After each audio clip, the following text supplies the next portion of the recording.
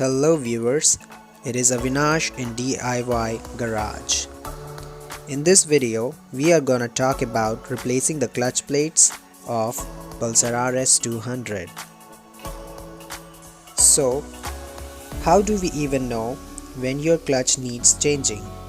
There are a couple of ways to tell.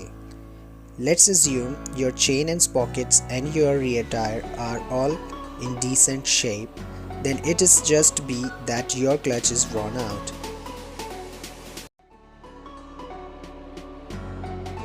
Now let's begin with replacing the clutch plates.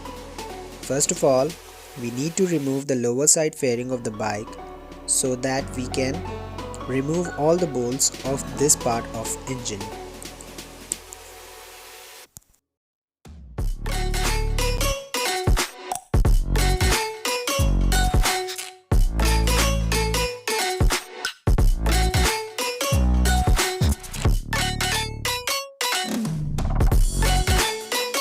Now that we have already removed the side cover, next we need to remove the engine oil drain bolt, which is placed on the left side of the bike near gear lever.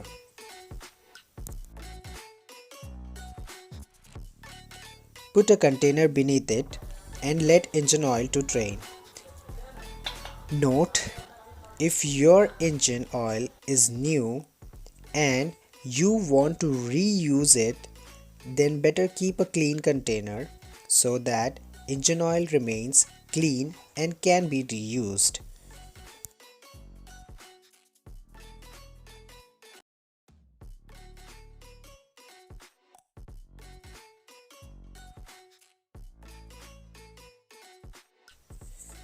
After removing oil, let's unscrew all the bolts placed on the right side of the engine cover. Note, always remove bolts in the crisscross pattern. This creates evenly applied pressure.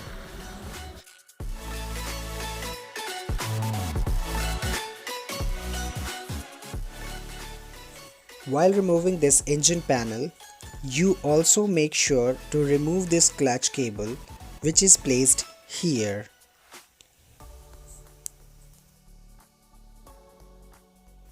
Now that we have already done with it, it is time to keep the engine cover aside and start removing all the clutch discs. So it is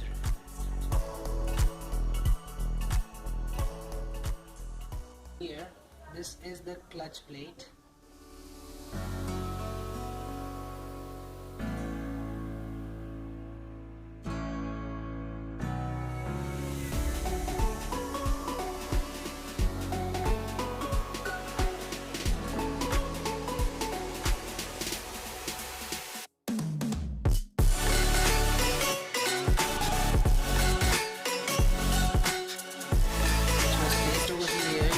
These tools, these were the tools which I used.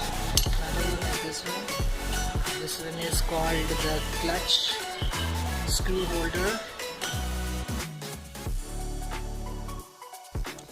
Now we can visually inspect the old components and we are looking for any signs of unusual wear or damage.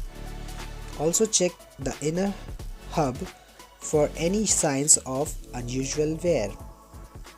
While replacing clutch plates, it is best to replace the complete set which comes along with the 4 springs and 1 extra clutch disc, which we will use instead of this.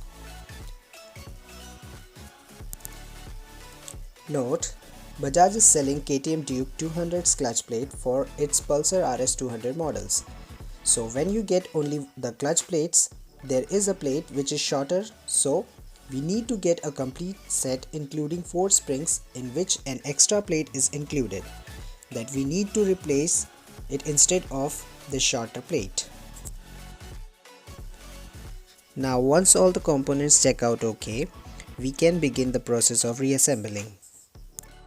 Here there are a few steps which are absolutely crucial to the smooth operation of the motorcycle and having your new parts break in properly. One is, you are gonna soak your new fiber plates in oil for about 24 hours beforehand. This lets them soak up a little oil and gives them a coating so that when restarting the engine, they are not rubbing against the metal plates totally dry. When the clutch hub is ready to accept the plates, start inserting the plates, making sure to start and finish with the fiber plates. The metal plates will actually have a round edge and the sharp edge. Personally, I feel that the metal plate should be installed with a sharp edge facing the pressure plate to avoid excess outer hub wear. Most important though is that all the plates are facing the same way, either in or out. Done. Now you can see all the 4 bolts have been tightened up. Before that, I'll do one thing. I'll just remove the oil filter from here.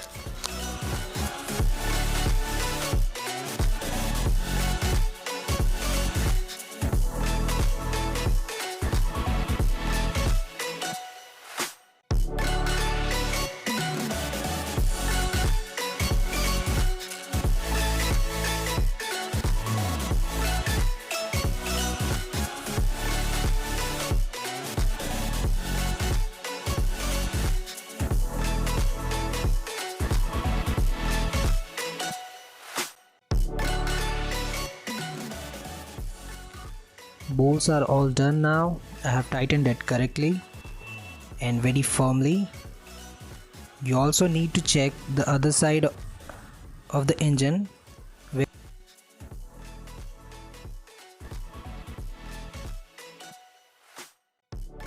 Now it's time to put engine oil back to engine. Make sure to check the engine oil bolt is tightened up.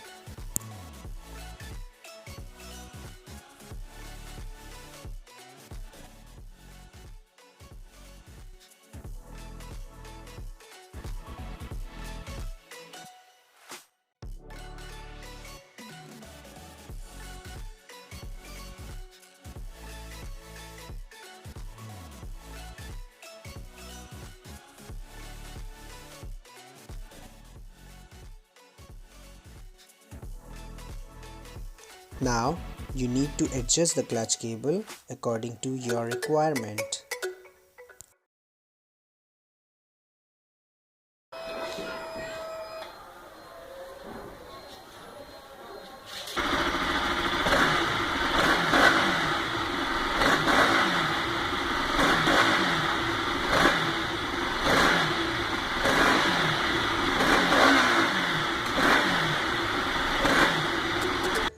Thanks for watching it, guys.